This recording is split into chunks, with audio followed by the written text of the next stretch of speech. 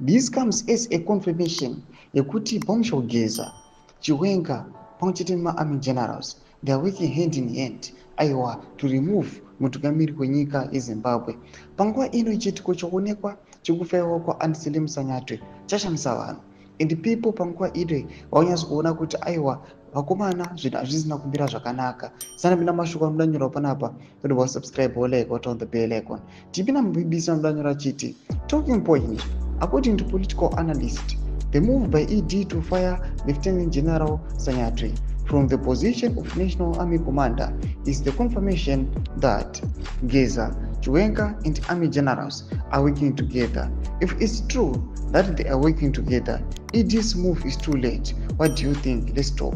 Panapano yabuda chiti tukambi wenyika panguva ino this move yaita iri too late. Ndoda kuti zvabva zvato expose zvimwe zvavasingatombozivi, vanhu zvavanga vasingatombozivi kuti vana Anselm Sanyatwe vanga vari kusaidhira General Chiwenga. Chinhu chatovhundutsa vanhu. Ndoda kuti vanhu kana ari masoldiers they know kuti aiwa their leader akanga aripo and Anselm Sanyatwe, ende kutozofaiwa kwanenge aitiwa kwatozocreata mafactions nemadivisions aiwa ku the military uko.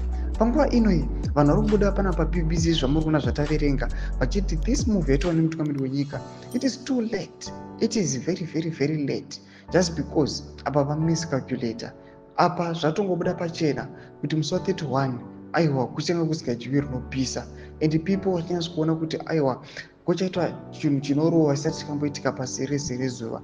Imbotudzai mafunguro enyu kudi pamusoro pechiitiko ichi aiwa panguva ino zvakutizonakizana manje.